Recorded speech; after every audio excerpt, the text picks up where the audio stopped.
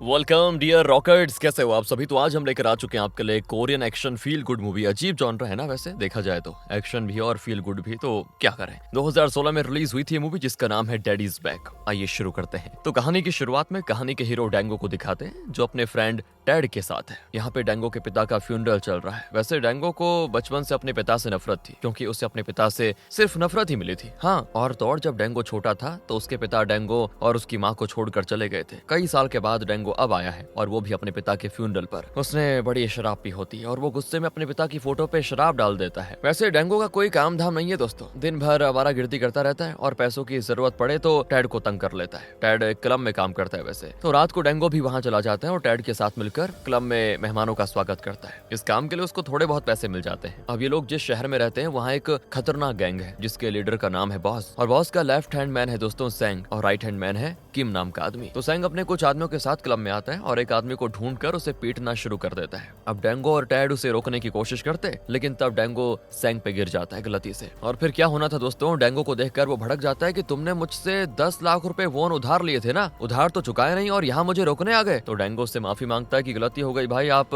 मारिए, जितना मारना है मुझे मारिए और ज्यादा मारिए, मैं आपके पैसे 3 दिन के अंदर लौटा दूंगा कैसे भी करके, मेरे मरे हुए बाप की कसम खा रहा हूँ मैं। तो सैंग गुस्से में डेंगो के पेट में मुक्का मारता है और डेंगो वहीं गिर जाता है। तब वहाँ पे किम आकर सैंग से कहता है कि बॉस ने तुम्हें बुलाया है, जल्दी चलो। वैसे किम और सैंग की आपस में काफी दुश्मनी है दोस्तों, लेफ्ट और राइट हैंड है ना, इसीलिए खैर अब दोनों ही बॉस के पास आ जाते हैं। बॉस ने कोई क्राइम किया होता है और वो अपने बदले किम को, हाँ दोस्तों, किम को जुर्म कबूल करके जेल जाने के लिए कह रहा है, वो भी 1 साल के लिए। किम कहता है कि पिछले 20 साल से मैं आपके साथ काम कर रहा हूँ बॉस, और आपके लिए कई बार जेल भी जा चुका हूँ, लेकिन अब मैं ऐसा नहीं करूंगा, आप किसी और को जेल भिजवा दीजिए प्लीज, और इतने साल काम करने के लिए मुझे एक अच्छा खासा अमाउंट चाहिए। बॉस को आता है बड़ा गुस्सा कि 20 साल से तुम मेरा नमक खाते रहे और अब मेरी खातिर 1 साल जेल भी नहीं जा सकते। दूसरी ओर डेंगो टैड के घर पे बैठा मस्त कॉमिक्स पढ़ रहा होता है। दरअसल सैंग के आदमी 10 लाख वॉन की खातिर डेंगो को ढूंढने दोस्तों उसके घर जरूर जाएंगे। ये बात उसको पता थी, इसलिए बरखुरदार घर छोड़कर यहाँ बैठा हुआ है टैड के साथ। तो टैड भी चिढ़ जाता है कि तुम्हें 10 लाख वोन और वो भी सैंग से लेने की क्या जरूरत पड़ गई, पर डेंगो को जैसे उसकी बात सुनाई ही नहीं देती। इतने में सैंग के आदमी डेंगो को उसके घर पे ना पाकर सीधे टैड के घर पे आ जाते हैं। डेंगो बुरी तरह फंस गया, वो धीरे से जाकर दरवाजा खोलता है और उन्हें चकमा देकर भाग जाता है दोस्तों, और वो लगातार उसका पीछा कर करके एक नुक्कड़ में उसे पकड़ लेते हैं। डेंगो गिड़गिड़ाता है दोबारा कि प्लीज भाई छोड़ दो। अब वो कहते हैं कि तुमने तो कहा था 3 दिन में पैसे लौटा दोगे, 3 दिन हो चुके हैं और अब 10 लाख नहीं 20 चाहिए, जल्दी से 20 लाख वोन दे दो वरना मारे जाओगे। ये क्या पागलपन है भाई, 3 दिन में 10 लाख का उधार 20 कैसे हो सकता है, उधार के पैसे लौटाने की औकात नहीं है और हमें पागल कहता है, ये लातों का भूत है, बातों से नहीं मानेगा। कहकर वो डेंगो को मार मार कर उसको उठा ले जाते हैं और एक जगह ले जाकर उसकी किडनी निकालने लग जाते हैं। कहते हैं कि बेटा इस बार तो किडनी लेकर छोड़ रहे हैं और अगर पैसे नहीं लौटाए तो तुम्हारी ये जीभ है ना ये भी काट के लेके जाएंगे, समझे। दूसरी ओर किम एक बैंक पासबुक को देख रहा होता है और साथ ही कागज के टुकड़े पर कुछ लिखा होता है, उसमें भी किम देखता है। वैसे दरअसल किम की वाइफ को किम का उस गैंग में काम करना बिल्कुल अच्छा नहीं लगता। उसने किम को वापस आ जाने के लिए कहा था, लेकिन किम नहीं माना। उसे लगा कि कुछ और साल बॉस के साथ रहेगा तो खुद गैंग का लीडर बन जाएगा, लेकिन इतने साल काम करने के बावजूद वो एक नौकर की तरह रह गया। इसीलिए वो गैंग को छोड़कर अपनी वाइफ के पास जाकर रहना चाहता है और इसी वजह से उसने बॉस से अमाउंट मांगा होता है, पर बॉस ने तो पैसे देने से इनकार कर दिया। अब दोस्तों बॉस ने किम को एक बिल्डिंग कॉन्ट्रैक्ट के सिलसिले में एक बड़ी रकम दी होती है। अब उन पैसों को लेकर वो शहर छोड़कर भागने का फैसला करता है ताकि अपने परिवार के साथ एक सुखी जीवन जी सके, लेकिन बदकिस्मती से बॉस को किम के इरादे का पता चल जाता है और अब सैंग किम को कॉल करता है कि बॉस तुम्हें अड्डे पे बुला रहे हैं, जल्दी आ जाओ। डेंगो भी सैंग के आदमियों से डरकर एक अंडर कंस्ट्रक्शन बिल्डिंग में छुपा होता है दोस्तों, और तब वहाँ पे किम आता है क्योंकि बॉस ने उसको यहीं पे बुलाया था। किम तो बॉस से बात करके बच निकलने का प्लान बनाकर आया था, इसीलिए वो अपने बैग बाहर छुपा के आता है और ये सब कुछ डेंगो उस बिल्डिंग से देख रहा होता है दोस्तों। इतने में बॉस सैंग और सारे आदमी आ जाते हैं। बॉस कहता है कि बेटा मैं जानता हूँ तुम शहर छोड़कर जाना चाहते हो, मैं तुम्हें रोकूंगा नहीं, लेकिन बिल्डिंग कंस्ट्रक्शन के पैसे मुझे दे कर जाओ। किम कहता है कि बॉस इतने साल की मेहनत के लिए वो अमाउंट कुछ भी नहीं है, प्लीज मुझे वो अमाउंट दे दीजिए ना, मैं गैंग में रहना नहीं चाहता। बॉस कहता है कि उसमें 1 करोड़ वोन है और तुम्हारी उतनी हैसियत नहीं है कि तुम्हें 1 करोड़ वोन मिले। पर किम डरता नहीं दोस्तों और कहता है कि मैं चाहे मर भी जाऊं लेकिन वो रकम मैं हरगिज तुम्हें नहीं दूंगा। और फिर होना क्या था, इस पर बॉस के आदमी किम को मारने लगते हैं। किम भी उनसे खूब लड़ता है, अचानक एक आदमी उसके सर पे मार देता है और फिर सभी उसको दोबारा से पीटते हैं। इतने में डेंगो पुलिस को कॉल कर देता है और वो आ जाती है पुलिस। अब आगे दिखाते हैं तो डेंगो किम के पास जाता है तो उसमें अभी भी जान बची होती है दोस्तों। वो बस ये बड़बड़ाता है कि मेरा बैग, मुझे बैनी के पास जाना है। इससे पहले कि वो कुछ साफ साफ कह पाता, बेचारा वहीं पे मर जाता है। डेंगो फिर किम का बैग लेकर घर भाग आता है। अब वो देखता है कि किम ने बॉस के 1 करोड़ वोन को अपने बेटे के बैंक अकाउंट में क्रेडिट करवा लिया है। उस बैग में थोड़े पैसे भी होते हैं। डेंगो सोच लेता है कि अब वो कैसे भी करके इस 1 करोड़ वोन को पालेगा और लाइफ में सेटल हो जाएगा। बॉस और उसके आदमी किम के घर में पैसे ढूंढते हैं, लेकिन उन्हें कुछ नहीं मिलता। वो किम का पासबुक भी चेक करते हैं, लेकिन उसमें भी पैसे नहीं होते, क्योंकि किम ने तो वो अमाउंट अपने बेटे के अकाउंट में डिपॉजिट करवा दिया था। तो यहाँ सैंग कहता है कि फिक्र मत करो बॉस, मैं उन पैसों को ढूंढ निकालूंगा कैसे भी करके। तो बॉस भी उससे कहता है कि ठीक है, अगर तुमने पता लगा लिया तो तुम मेरे राइट हैंड मैन बन जाओगे, लेकिन अगर तुमने पता नहीं लगाया तो फिर मेरी खातिर तुम्हें 1 साल के लिए जेल जाना पड़ेगा। दूसरी ओर डेंगो किम के बेटे का पासबुक लेकर बैंक जाता है, लेकिन वो लोग कहते हैं कि बिना अकाउंट का पासवर्ड जाने तुम पैसे नहीं निकाल सकते। डेंगो उदास होकर डैड के पास आता है और पूछता है क्या सैंग अभी भी मुझे ढूंढ रहा है। तो डैड कहता है नहीं नहीं, फिलहाल वो किम को ढूंढ रहे हैं, सुना है किसी ने किम का कत्ल कर दिया है। अब डेंगो तो चौंक जाता है, क्योंकि डेंगो को पता है किम का कत्ल खुद सैंग ने किया था। फिर वो किम को क्यों ढूंढ रहा है ये दिक्कत है। हाँ दोस्तों, उस दिन सैंग ने किम को मार दिया था, लेकिन लगता है अब सैंग खुद ही उस 1 करोड़ की तलाश कर रहा है ताकि वो पैसे वो खुद रख ले, बॉस को ना दे, और इसीलिए वो पूछताछ कर रहा है जानबूझ के। डेंगो आगे बताता है कि सैंग और उसके आदमियों ने बॉस के कहने पे किम को बहुत पीटा और आखिर में उसकी जान ले ली, मैंने सब देखा था। पर दोस्तों ये दोनों नहीं जानते कि सैंग के आदमी भी यहाँ मौजूद हैं। अब पता नहीं उन लोगों ने इनकी बातें सुनी या नहीं, पर वो डेंगो और टैड को शक की नजरों से देख रहे होते हैं। उसी रात डेंगो घर आकर किम के बैग से उसका पासबुक और बाकी चीजें निकाल कर देखता है कि कहीं किसी पे उस अकाउंट का पासवर्ड तो नहीं लिखा हुआ। तो दोस्तों किम ने उसमें कागज रखा था जिसपे एक औरत का नाम लिखा होता है, ये सुख, और येंग येंग नाम की किसी जगह का पता और एक फोन नंबर भी लिखा होता है। तो पासवर्ड ना मिलने की वजह से डेंगो चिढ़कर उस पेपर को फेंक देता है। फिर वो पासबुक के लास्ट पेज को देखता है तो उसमें लिखा होता है पासवर्ड येसु के नोटबुक में है। और अब डेंगो झट से उस फेंके हुए कागज को उठाकर देखता है और समझ जाता है कि अगर वो येंग येंग जाकर येसुक से मिलेगा तो उसे अकाउंट का पासवर्ड मिल जाएगा। तो डेंगो बिना देरी किए येंग येंग चला जाता है और वहाँ येसु के नंबर को कॉल करता है। येसु की माँ फोन उठाती है और डेंगो को किम समझकर उस पे बरस पड़ती है कि तुमसे शादी करके मेरी बेटी की जिंदगी बर्बाद हो गई है, हिम्मत है तो तुम जरा घर आके देखो, तुम्हारा मुंह तोड़ दूंगी, निकम्मे कहीं के। और तब एक छोटा लड़का येसु की माँ से कहता है कि नानी ऐसे बुरे शब्द मत कहो, मेरी टीचर ने कहा है कि ऐसी बातें करना इंडिसेंट होता है। दरअसल यही है किम का बेटा बैनी। दोस्तों मरने से पहले किम इसी का नाम ले रहा था, बैनी बैनी। और यहाँ फ्लैशबैक में दिखाते हैं कि बैनी के स्कूल में उसे कुछ लड़के बुली करते थे। बैनी ने एक ड्राइंग बनाई थी जिसमें वो और उसके पापा किम एक कंपटीशन में हिस्सा ले रहे थे, लेकिन एक लड़का उसको चिढ़ाता है कि तुम्हारे तो पापा है ही नहीं, फिर तुमने ये ड्राइंग क्यों बनाई है। तो क्लास में एक लड़की है दोस्तों जो बैनी को सपोर्ट करती है और उन लड़कों से लड़ पड़ती है बैनी के लिए। बैनी कहता है कि मेरे पापा हैं और वो जल्दी मुझसे मिलने के लिए आएंगे, देख लेना तुम लोग। और वो लड़का कहता है कि अबे तुम्हारे पापा आ गए तो पूरी क्लास को मेरी तरफ से ट्रीट दूंगा, मैं बता रहा हूँ पहले, लेकिन मुझे पक्का पता है तुम्हारे पापा कभी नहीं आएंगे और जब तक वो नहीं आते तुम्हें रोज हम सबके बैग्स उठाने पड़ेंगे। तो उस शाम को वो अपने सारे बैग्स बैनी से उठवाते हैं। बैनी बेचारा उदास होकर घर आ जाता है और नानी से पूछता है मेरे पापा हैं ना नानी, अगर हैं तो फिर मुझे देखने क्यों नहीं आते, कब आएंगे वो। तो नानी कहती है कि बेटा वो 1000 दिन के बाद आएंगे। उस रात बैनी कई टूटे हुए तारे देखता है और हर तारे से विश करता है कि उसके पापा वापस आ जाए। दूसरी ओर बैनी की माँ यानी किम की वाइफ ये सुख को दिखाते हैं जो कि कोमा में है दोस्तों, लेकिन डॉक्टर्स कहते हैं कि वो किसी भी वक्त होश में आ सकती है। बैनी और नानी रोज उसको देखने हॉस्पिटल जाते हैं। एक बार बैनी अपनी उस फेवरेट ड्राइंग में माँ के बेड के पास चिपका होता है जिसमें वो और उसके पापा एक कॉम्पिटिशन में हिस्सा ले रहे हैं। वो माँ का हाथ उठाकर खुद ही प्रॉमिस करवाता है कि माँ प्लीज स्पोर्ट्स डे से पहले आप ठीक हो जाना, वरना आपकी सींगें निकलेंगी, बता रहा हूँ मैं। और बैनी बेचारा उम्मीद लगाए बैठा था कि स्पोर्ट्स डे से पहले उसके पापा उससे मिलने के लिए जरूर आएंगे। प्रेजेंट में दिखाते हैं दोस्तों डेंगो को जो येसु को ढूंढते ढूंढते उसके घर पे आ चुका है और उसी की माँ से एड्रेस पूछता है कि ये एड्रेस कहाँ पे। नानी की आंखें कमजोर हैं तो वो बहुत देर तक एड्रेस को देखकर फिर बताती है अरे ये तो मेरे घर का पता है, क्या तुम ही हो जिसने थोड़ी देर पहले मुझे कॉल किया था, और क्या तुम ही बैनी के पिता हो, निकम्मे कहीं के,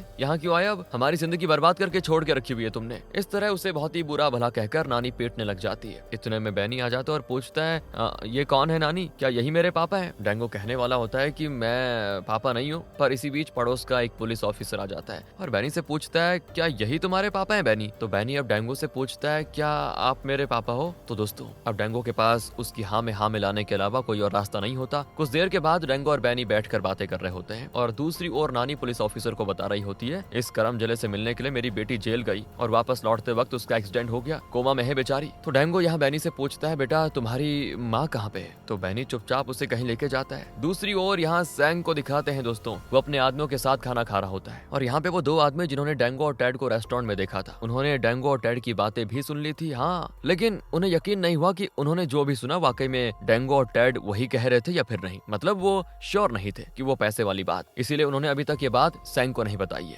लेकिन अब पता नहीं क्यों उनको लगता है कि जरूर वो 1 करोड़ डेंगो के पास ही है। फिर वो सैंग को बता देते हैं और सच जानकर सैंग उन पे बहुत ही गुस्सा होता है और कहता है कि जल्दी से जल्दी उस डेंगो को पता लगाओ, अगर वो ना मिले तो उसके फ्रेंड टैड को पीटो, उसको उठा लाओ। दूसरी ओर नानी वापस घर पे आती है तो वहाँ पे डेंगो और बैनी को ना पाकर घबरा जाती है कि कहाँ चले गए, कहीं डेंगो बैनी को उठा तो नहीं ले गया, सोचती है बेचारी। तुरंत ही पुलिस ऑफिसर को खबर कर देती है और अपनी टीम को कॉल करके वो बैनी का पता लगाने को कहता है। लेकिन असल में बैनी डेंगो को अपनी माँ से मिलवाने के लिए हॉस्पिटल लेकर गया था। वहाँ येसुक को देखकर डेंगो चौंक जाता है क्योंकि डेंगो ने येसुक को पहले भी सियोल में देखा था, कई साल पहले। हाँ दोस्तों, वो नौकरी की तलाश में सियोल में आई थी और तब डेंगो भी उसी एजेंसी में काम करता था जो येसुक को नौकरी दिलाने वाली थी। वही एजेंसी, डेंगो ने ही उसको एजेंसी का रास्ता दिखाया था। दरअसल वो एजेंसी औरतों को क्लब्स में नौकरी दिलाती थी। तो डेंगो को येसुक के लिए बुरा लगा था क्योंकि उस क्लब में औरतों का काम था कस्टमर्स के साथ डांस करके उन्हें खुश करना, मतलब वैसा वाला काम। कई औरतें अपनी मर्जी के खिलाफ ये काम करती थी क्योंकि उन्हें नौकरी की सख्त जरूरत थी। डेंगो येसुक को बताता है कि तुम्हें बस कस्टमर्स के साथ डांस करना और कुछ भी नहीं। लेकिन असल में दोस्तों काम कुछ और ही था और येसुक इतनी इनोसेंट थी कि वो इस बात को समझ नहीं पाई और बार बार पूछने लगी कि क्या सिर्फ डांस करने के इतने ज्यादा पैसे मिलेंगे।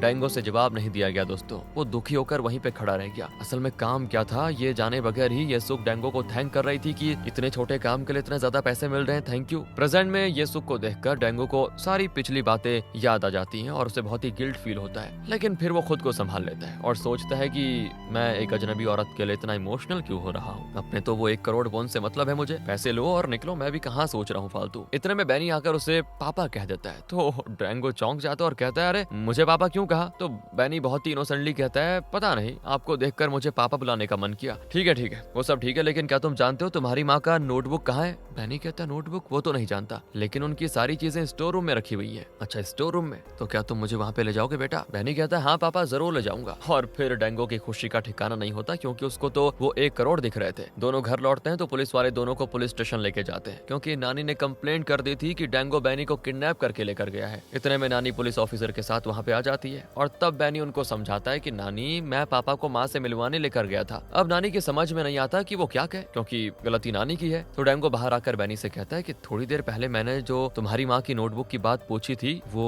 बताना मत किसी को, पापा और बेटे के बीच सीक्रेट है, ठीक है। बैनी कहता है ओके पापा। तो डेंगो कहता है वेरी गुड बॉय, ऐसे ही मेरे साथ रहो। अब तुम मेरे लिए इतना कुछ कर रहे हो तो मैं भी तुम्हारे लिए कुछ करना चाहता हूँ, तुम जो मांगोगे ना मैं देने को तैयार हूँ। बैनी पूछता है कुछ भी मांग लूं क्या। तो डेंगो कहता है कि हाँ। इतने में दोस्तों नानी और पुलिस ऑफिसर बाहर आ जाते हैं। नानी बैनी को साथ ले जाना चाह रही है लेकिन बैनी उसका हाथ छोड़कर कहता है आप जाओ नानी, मैं पापा के साथ आऊंगा। कहकर वो जाकर डेंगो का हाथ पकड़ लेता है। अब एक बच्चे के प्यार के आगे कोई करे भी तो करे क्या करे। डेंगो नानी को इशारा करता है कि आप जाइए, मैं बैनी को लेकर आता हूँ। घर आकर नानी डेंगो को स्टोर रूम में लेके जाती है और कहती है कि तुम यहीं पे रह लेना। डेंगो बड़ा खुश होता है क्योंकि इसी स्टोर रूम में ये सुख की सारी चीजें हैं दोस्तों और यहीं उसका वो नोटबुक भी होगा जो कि डेंगो को चाहिए। तो वो तो बस हर तरफ नोटबुक ढूंढता रहता है कहीं तो मिल जाए उसको, लेकिन वो कहीं नहीं मिलती। इतने में बैनी आ जाता है और 2 मिनट में नोटबुक ढूंढकर डेंगो को दे देता है, लेकिन उसमें कहीं भी पासवर्ड का नामो निशान नहीं होता, सिर्फ कुछ स्कैन फोटोज होते हैं जो उस वक्त लिए गए थे जब बैनी अपनी माँ के पेट में था। डेंगो पूछता है कि क्या नोटबुक किसी और जगह पे होगा, कुछ सोचो यार। तो बैनी कहता है शायद नानी के कमरे में हो सकता है। अगली सुबह जब नानी स्टोर रूम में आती है तो देखती है बैनी डेंगो के ऊपर अपने हाथ पैर पसार कर मस्त सो के रखा हुआ है जैसे कि डेंगो उसका पापा हो। तो नानी गुस्से में चली जाती है। फिर तीनों मिलकर नाश्ता करते हैं। बैनी कोई डिश लेने के लिए जाता है तो डेंगो भी वही डिश लेने लग जाता है, लेकिन उसे खुद रख लेने के बजाय बैनी को दे देता है। अब इन दोनों को देखकर नानी को लगता है जैसे ये दोनों बाप बेटा ही है। नानी जरा खुश भी हो जाती है कि आखिर बैनी को बाप का प्यार मिल रहा है। फिर नानी बैनी को स्कूल लेके जाती है, लेकिन जाने से पहले डेंगो से कहती है बेकार बैठे रहने के बजाय मेरे कमरे का लाइट बल्ब ठीक करो और दरवाजा खराब है उसे भी रिपेयर कर दो। कहकर वो बैनी को लेकर चली जाती है। लेकिन डेंगो बड़ा खुश होता है क्योंकि अब उसको नानी की कमरे की तलाशी लेने का भी मौका मिल गया था। दूसरी ओर दोस्तों सैंग और उसके आदमी टैड को पकड़ लेते हैं। यहाँ डेंगो नानी की कमरे का कोना कोना छान मारता है लेकिन येसुक का नोटबुक कहीं भी नहीं मिलता। और तब बैनी की टीचर का आता है कॉल जो बताती है क्या बैनी के पापा हैं, आप जल्दी से स्कूल आ जाइए। अब इससे पहले डेंगो कुछ और पूछ पाता वो कॉल काट देती है। तो डेंगो टेंशन में स्कूल जाता है और बाहर बैठा अपना पॉकेट टटोलता है तो उसमें एक लेटर होता है जो कि बैनी ने लिखा था। बैनी ने लिखा होता है कि मैंने आपको जो लेटर लिखा था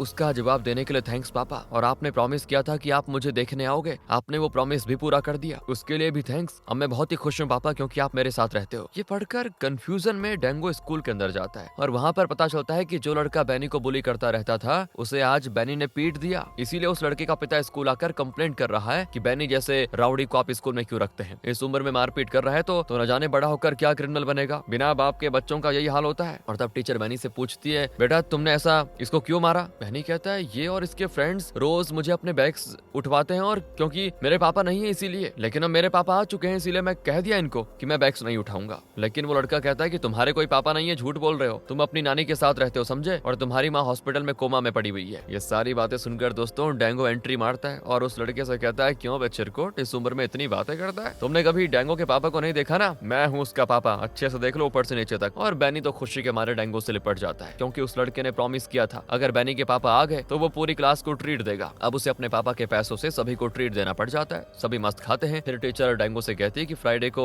स्पोर्ट्स डे है, सारे बच्चे अपने अपने पापा के साथ मिलकर कंपटीशन में हिस्सा लेंगे, आप भी जरूर आना, बैनी को बहुत ही अच्छा लगेगा। ना चाहते हुए भी डेंगो हाँ करके चला जाता है दोस्तों। वहाँ सैंग को दिखाते हैं तो वो टैड की पिटाई करके डेंगो को कॉल करवाता है, तो डेंगो बता देता है कि मैं येंग में हूँ। अब सैंग जान चुका है कि डेंगो येंग में है, लेकिन वो किस वजह से वहाँ पे गया हुआ है ये बात सैंग नहीं जानता। उसका पता लगाने के लिए सैंग डेंगो और किम दोनों की पर्सनल डिटेल्स निकलवाता है। फिर वो सभी टैड को लेकर येंग के लिए निकल जाते हैं। इसी बीच डेंगो और बैनी येसुक से मिलने आते हैं दोस्तों। बैनी को सुसु करना होता है तो वो बाथरूम भाग जाता है। इसी बीच येसुक को देखकर डेंगो को फिर से पास्ट की बातें याद आ जाती हैं। उस क्लब में डांसर के तौर पर ज्वाइन करने के कुछ ही दिनों के बाद येसुक को किसी दूसरी जगह पे डेंगो ने देखा था। येसुक उस जगह पे एक छोटी सी दुकान चला रही थी। डेंगो को देखते येसुक पहचान गई और पूछने लगी, तुम डेंगो हो ना, तुम उस एजेंसी में काम करते थे जिसने मुझे क्लब में काम दिलाया था ना। तो डेंगो कहता है, हाँ मैं ही हूँ वो, इतने दिनों के बाद आप मुझे पहचान गई, वाह। तो येसुक ने उस समय कहा कि कैसे भूल सकती हूँ, सियोल में आकर मैं सबसे पहले आप ही से तो मिली थी, आप ही तो मुझे उस क्लब में लेकर गए थे। खैर वहाँ मैं बहुत दिन काम नहीं कर पाई क्योंकि मैं जो सोच कर आई थी वो उस टाइप की नौकरी थी ही नहीं। डेंगो कहता है, खैर वो बातें छोड़िए, क्या यहाँ आपका बिजनेस अच्छा चल रहा है। येसुक कहती है, अगर पुलिस नहीं आती तो बिजनेस अच्छा चलता है। दरअसल दोस्तों येसुक ने बिना परमिशन के यहाँ पे दुकान लगाई थी। इसी बीच किम अपने गैंग के साथ वहाँ पे आके तोड़फोड़ मचाता है। अब वो ऐसा क्यों कर रहे थे दोस्तों सभी लोग ये तो पता नहीं, लेकिन क्योंकि डेंगो वहाँ मौजूद था वो येसुक को लेकर वहाँ से भागना शुरू कर देता है। कुछ ही देर में क्या होता है कि पुलिस आकर सभी को चेस करती है। डेंगो फिर येसुक के साथ एक जगह छुप जाता है। येसुक की तो सांसें फूलने लग जाती हैं और तब डेंगो उसको जादू की झप्पी देकर शांत करने की कोशिश करता है। बस यही सारी बातें प्रेजेंट डे में डेंगो सोच रहा होता है। इसी बीच येसुक को होश आने लगता है और जब उसको पूरी तरह से होश आता है तो वहाँ डेंगो, बैनी और नानी खड़े होते हैं। नानी पूछती है, बेटी मुझे पहचाना तुमने, मैं माँ हूँ बेटा तुम्हारी। येसुक हाँ में जवाब देती है तो नानी की खुशी के आंसू निकल जाते हैं। नानी बताती है, ये तुम्हारा बेटा बैनी देखो कितना बड़ा हो गया है, और बैनी इमोशनल होकर रो पड़ता है दोस्तों। येसुक भी बेचारी इमोशनल हो जाती है। फिर बैनी डेंगो को देखकर येसुक को बताता है, देखो माँ पापा आ गए। पर डेंगो को येसुक नहीं पहचानती और पूछती है, पापा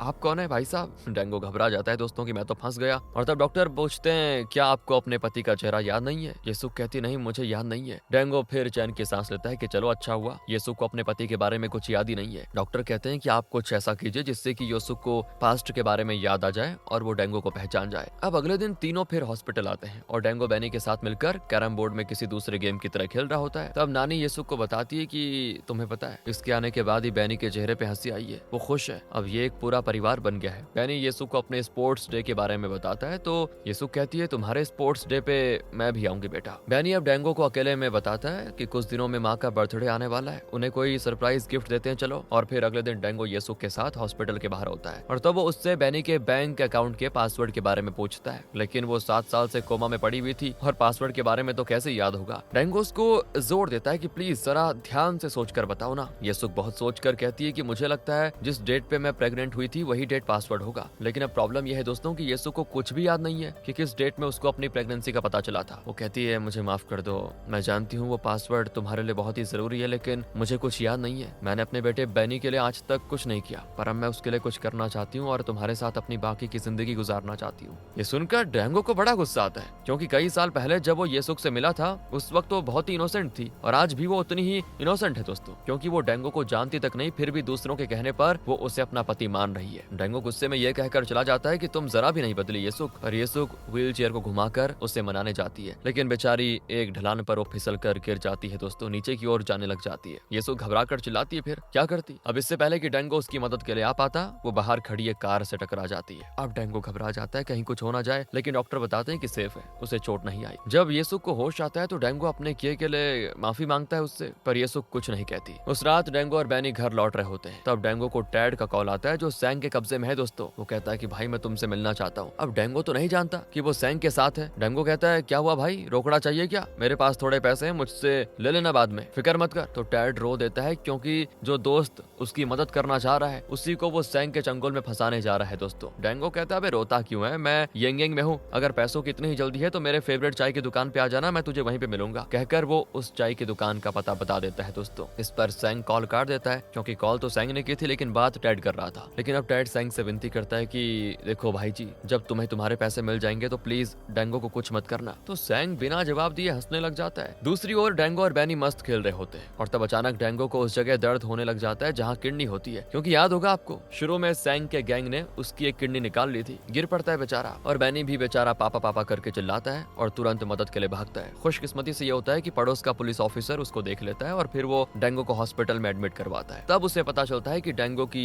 एक किडनी तो निकाल दी गई है। शक के मारे वो अपने आदमी को कॉल करके किम के बारे में पता लगाने को कहता है, क्योंकि वो डेंगो को ही किम समझ रहा है। तो मतलब वो ये जानना चाह रहा है कि ये डेंगो ही किम है या फिर किम कोई और है। अगले दिन नानी येसुक को लेकर घर पे आती है, लेकिन डेंगो हॉस्पिटल में है और उसके साथ बैनी है। फिर दोनों येसुक के बर्थडे के लिए केक खरीद कर ले जाते हैं और सभी मिलकर खूब सेलिब्रेट करते हैं। नानी डेंगो से पूछती है कि येसुक के लिए कोई गिफ्ट लाया क्या। डेंगो कहाँ से गिफ्ट लाता है यार। वो नानी को टुकुर टुकुर देखता है। बैनी चिल्लाने लग जाता है कि मैंने कभी पापा और माँ को किस करते हुए नहीं देखा, मैं अभी देखना चाहता हूँ। और फिर कोई रास्ता ना पाकर डेंगो येसुक को किस करता है। फिर सभी बीच जाकर खूब एंजॉय करते हैं। बैनी डेंगो के साथ मस्त खेलता है दोस्तों, और डेंगो भी अब लगभग बैनी का पिता बन चुका है। उस शाम की बात है, डेंगो टेड से मिलने के लिए बैग से थोड़े पैसे लेकर निकलता है, लेकिन तब येसुक बताती है कि तुम्हें देखकर मुझे ऐसा लग रहा है जैसे कि तुम मेरे पति नहीं हो, कोई अजनबी हो। बस दोस्तों, डेंगो समझ जाता है कि येसुक को सब याद आ चुका है, पर वो डेंगो को डांटती नहीं बल्कि उसके हाथ में एक लेटर पकड़ा कर कहती है, इतने दिन बैनी को एक बाप का प्यार देने के लिए थैंक्स। डेंगो कहता है, इसमें थैंक्स कहने की क्या बात है, दरअसल मैं ये सब बैनी के लिए नहीं बल्कि अपने लिए कर रहा था। जो प्यार मुझे अपने बाप से नहीं मिला वो मैं बैनी को देना चाहता था शायद। येसुक कहती है, देखो मैं चाहती हूँ तुम कल तक उसके पापा ही बने रहो, क्योंकि कल उसका स्पोर्ट्स डे है। मैं चाहती हूँ कि तुम बैनी का पिता बनकर उसके स्पोर्ट्स डे में जाओ। मैंने अपने बेटे के लिए कुछ नहीं किया, पर मैं चाहती हूँ कि मैं उसको ये छोटी सी खुशी दूं, इसलिए प्लीज कल एक दिन के लिए तुम उसके पापा बन के ही रहो। डेंगो बिना कुछ कहे चला जाता है दोस्तों। रात होने लग जाती है और डेंगो उस चाय की दुकान के लिए निकलता है जहाँ उसने टेड को आने के लिए कहा था। वहाँ टेड के साथ सैंग भी डेंगो का वेट कर रहा होता है। उसके हाथ में हथकड़ी भी होती है, और जब डेंगो वहाँ पहुँच जाता है तो सैंग और उसके आदमियों को देखते ही वो भागना शुरू करता है। करते हैं वो सभी डेंगो का पीछा। इसी बीच टेड एक कार में आकर डेंगो को पिकअप कर लेता है और दोनों वहाँ से बच निकलते हैं। दरअसल सैंग के हाथ में जो हथकड़ी थी उसे टेड ने चालाकी से एक ग्रिल के साथ लॉक कर लिया था और वो खुद डेंगो को बचाने आ गया। सैंग के आदमी वापस लौटते हैं और सैंग उन पे चिल्लाता है कि अबे पहले मेरी हथकड़ी खोल।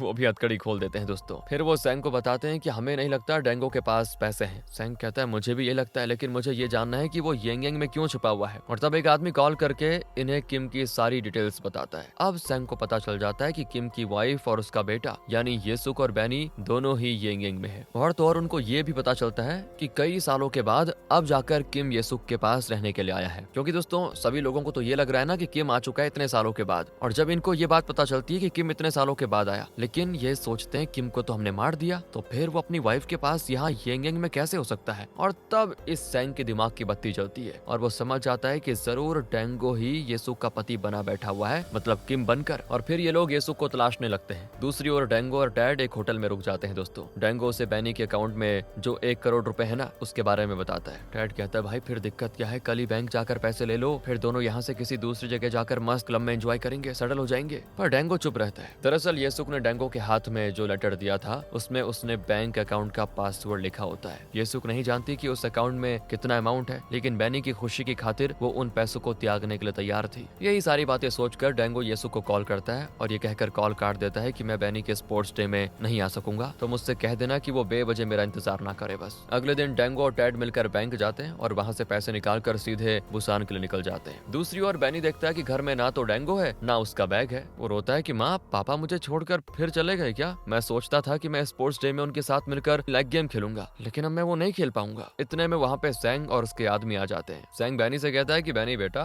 मैं तुम्हारे पापा का दोस्त हूँ। बैनी कहता है, आप मेरे पापा के दोस्त हो ही नहीं सकते। सैंग चिढ़ जाता है कि तुम्हें कैसे पता चला बे, वो इसीलिए कि आप दिखने में बड़े गंदे दिखते हो। और फिर दोस्तों सैंग के आदमी तो मन ही मन हंस लेते हैं सैंग की बेइज्जती पे। सैंग को बड़ा गुस्सा आता है कि एक बच्चे ने उसके आदमियों के सामने उसकी इतनी बेइज्जती उड़ा दी। और फिर सैंग बैनी और येसुक की फोटो क्लिक करके डेंगो को भेज देता है। डेंगो भड़क कर तुरंत सैंग को कॉल करता है। तो उस कॉल को दिखाकर वो बैनी से कहता है, देखा तुम्हारे पापा मुझे कॉल कर रहा है, देखो तुम्हारा पापा मेरा दोस्त है, वो समझे। पर बैनी कोई जवाब नहीं देता और चुपचाप अंदर चला जाता है। डैंगो सैंग से पूछता है कि तुम कहाँ पे हो। सैंग कहता है कि अरे किम, मैं और कहाँ हो सकता हूँ, तुम्हारे घर पर हूँ यार, तुम यहाँ अपने बेटे को देखने नहीं आए क्या? तो डैंगो कहता है कि देखो बैनी को कुछ नहीं होना चाहिए, तुम्हारी दुश्मनी मुझसे है ना, उसे छोड़ दो। तो सैंग कहता है, देखो किम, वो जानबूझ के किम का नाम ले रहा है दोस्तों, आज तुम्हारे बेटे के स्कूल में स्पोर्ट्स डे है, मिस मत करना वरना बेचारे का दिल टूट जाएगा। तुम अपना काम खत्म करके उसके स्कूल पहुंच जाना, मैं और मेरे आदमी भी वहीं पे आते हैं, कहकर सैंग कॉल काट देता है। दरअसल जब येसुक की याददाश्त लौटी तभी उसे पता चल गया था कि किम मर चुका है दोस्तों, क्योंकि अगर किम जिंदा होता तो डैंगो को बैनी का पिता बनकर यहाँ रहने की जरूरत नहीं पड़ती। लेकिन उसे पता नहीं था कि किम मरा कैसे, ये नहीं पता था। लेकिन अब इन लोगों की बातें समझकर वो समझ जाती है कि सैंग ने ही किम की जान ली है। वो सैंग पे चिल्लाती है कि तुमने मेरे पति को क्यों मारा, पर वो कहता है, देखो जो भी है, पहले स्कूल जाकर स्पोर्ट्स डे अटेंड करेंगे, फिर बात करेंगे आराम से बैठ के, कहकर वो येसुक और बैनी को जबरदस्ती उठाकर स्कूल लेके जाते हैं। दूसरी ओर डैंगो जो जा रहा था भाग के, वो गाड़ी घुमाकर बैनी के स्कूल की ओर जाने लगता है। अंदर सारे बच्चे बड़े मजे में होते हैं। बैनी येसुक से पूछता है कि माँ क्या पापा आएंगे वापस? येसुक कहती, बेटा नहीं आएंगे, लेकिन तुम दिल छोटा मत करो और जाकर दूसरे कॉम्पिटिशंस में हिस्सा लो। सैंग और उसके आदमी वहीं पे होते हैं। उनका इरादा येसुक या बैनी को मारना नहीं बल्कि डैंगो से 1 करोड़ रुपए लेना है दोस्तों। अगर वो इनकार करेगा तो ये लोग उसको जान से मार डालेंगे। कुछ देर में डैंगो टैड के साथ स्कूल पहुंच जाता है। वो सैंग से कहता है कि मैं तुम्हारा रोकड़ा दे दूंगा, लेकिन तुम्हें थोड़ा इंतजार करना पड़ेगा, अगर तुम नहीं माने तो मैं ये वीडियो लीक करने पे मजबूर हो जाऊंगा। हाँ कहकर वो सैंग को एक वीडियो दिखाता है। एक्चुअली जब सैंग किम का कत्ल कर रहा था ना, तो डैंगो वहीं पे मौजूद था, आपको याद होगा, उसने ये वीडियो रिकॉर्ड कर ली थी। डैंगो कहता है कि इसको डिलीट करके भी कोई फायदा नहीं, क्योंकि मेरे पास कई सारी कॉपीज है, मुझे एक जरूरी काम करना है, उसे खत्म करके मैं तुम्हारे पैसे दे दूंगा, बस तब तक चुपचाप रहो, कहकर डैंगो टैड के हाथ में मोबाइल देता है और कहता है अगर कोई प्रॉब्लम हुई तो इसको लेकर पुलिस स्टेशन चले जाना। अब डैंगो बैनी के साथ 3 लाख कॉम्पिटिशन खेलता है दोस्तों। बैनी पूछता है, पापा आप कहाँ चले गए थे? डैंगो कहता है कि वो सब छोड़ो बेटा, मैं वापस आ गया हूँ, यही बहुत है, अब चलो सबको दिखाते हैं कि हम बाप बेटा क्या कर सकते हैं। दोनों बढ़िया खेलकर उस कंपटीशन में फर्स्ट आ जाते हैं दोस्तों। और बैनी की खुशी का सच में दोस्तों कोई ठिकाना नहीं होता। डैंगो भी बैनी के साथ बड़ा खुश है और ये दृश्य देखकर येसुक खुशी के आंसू बहाती है, लेकिन वो जानती है कि बैनी की ये खुशी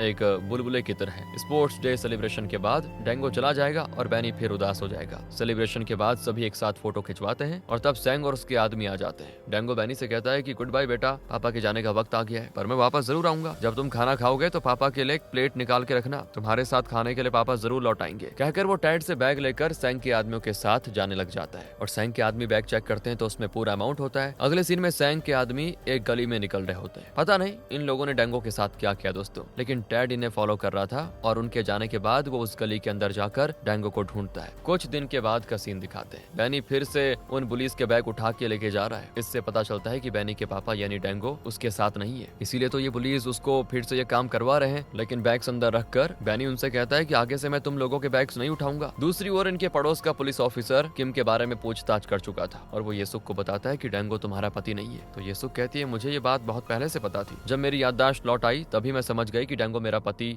नहीं है। मैं ये भी जानती हूँ कि किम मर चुका है। कुछ दिन और बीत जाते हैं दोस्तों। अब बैनी साइकिल राइड कर रहा होता है और उसके चेहरे पे जो खुशी है वो देख के साफ पता चलता है कि डैंगो अब उसके साथ ही है। तभी डैंगो को दिखाते हैं जो बैनी के साथ मस्त साइकिल राइड कर रहा है। असल में उस रात सैंग के आदमी उस गली में डैंगो को बुरी तरह मारकर पैसे लेकर भाग गए थे, लेकिन उन्हें फॉलो करके टैड ने डैंगो का पता लगा लिया और उसे बचा लिया और इसीलिए डैंगो अब जिंदा है दोस्तों। बैनी को एक पिता का प्यार देकर और उससे एक बेटे का प्यार लेकर वो लाइफ को मस्त एंजॉय कर रहा है और इसी हैप्पी मोमेंट के साथ ये कहानी यहाँ पे खत्म होती है। बाकी अगर आपको वीडियो अच्छी लगी हो, स्टोरी अच्छी लगी हो, एक्सप्लेनेशन अच्छा लगा हो तो लाइक करें, शेयर करें। मिलते हैं अगली वीडियो में। Thanks for watching.